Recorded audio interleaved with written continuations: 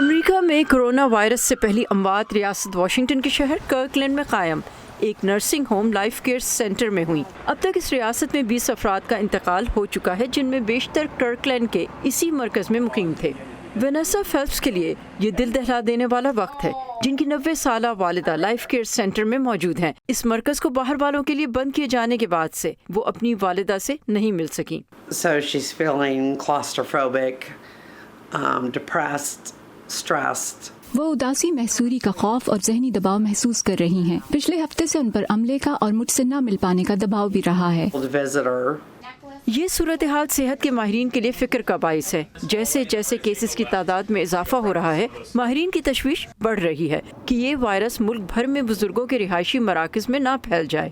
It is a concern. یہ تشویش کی بات ہے۔ میرے خیال میں ریاست واشنگٹن کے تجربے سے ایک چیز واضح ہوئی ہے کہ یہ وائرس بزرگوں اور کمزور مدافعاتی نظام والوں کے لیے مہلک ہے۔ تو ایسے مراکز میں جہاں بہت سے بزرگ افراد رہتے ہیں، انہیں وائرس سے بچانے کے لیے زیادہ کوشش کرنا ہوگی۔ ریاست واشنگٹن کی صورتحال المناک ہے۔ طویل مدت کی نگہداشت فراہم کرنے والے مرکز میں کوئی وبا پھوٹنے کا خدشہ ہمیں پہلے دن سے رہا ہے۔ تشویش کی ایک وجہ کرونا وائرس کے ٹیسٹ کٹس کی کمی ہے۔ بزرگوں کے ان مراکز میں رہنے والوں کو الگ تھلگ کیا جا رہا ہے، جبکہ وہ ٹیسٹ کے منتظر ہیں۔ اس اقدام سے فیلپس کی طرح کے بزرگوں کے اہل خانہ میں گھبراہٹ اور تشویش بڑھ رہی ہے۔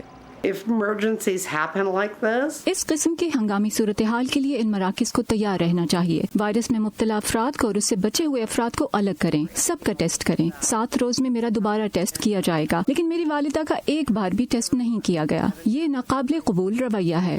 ماہرین صحت کا کہنا ہے کہ وہ ملک بھر میں ان اداروں کو رہنما ہدایات فراہم کر رہے ہیں کہ وائرس ان کے مرکز پر حملہ کرے تو انہیں کیا کرنا چاہیے۔ If a resident becomes sick in a nursing home with what's called an influenza-like illness, اگر نرسنگ ہوم کا رہائشی بیمار ہوتا ہے اور اسے فلو جیسی بیماری ہو، یعنی بخار، کھانسی، سانس لینے میں دقت اور دوسری علامات، تو عملے کو معلوم ہے کہ اس شخص کو نہ صرف مناسب طبی تشخیص اور دیکھ بھال کی ضرورت ہے، بلکہ یہ احتیاط بھی کرنی ہے کہ دوسرے لوگ اس سے متاثر نہ ہوں۔ عملے اور ملنے کے لیے آنے والوں کو بھی بتایا جا رہا ہے کہ اگر وہ یہ سمجھے کہ انہیں وائرس لاحق ہو سکتا ہے تو وہ 2 ہفتوں کے لیے خود کو گھروں تک محدود کر لیں۔ وینیسا فیلپس پہلے ہی ایسا کر رہی ہیں۔ میں سن ہو کر رہ گئی ہوں۔ اس بدبختی کو 7 دن ہو گئے ہیں اور میں سن ہوں۔ میں مزید رو نہیں سکتی۔ میں نے خود کو سب سے دور کر لیا ہے۔ مجھے ایسا کرنا پڑا ہے اپنی بقا کے لیے۔ جولی ٹبو کے ساتھ صبا شاہ خان، وائس آف امریکہ۔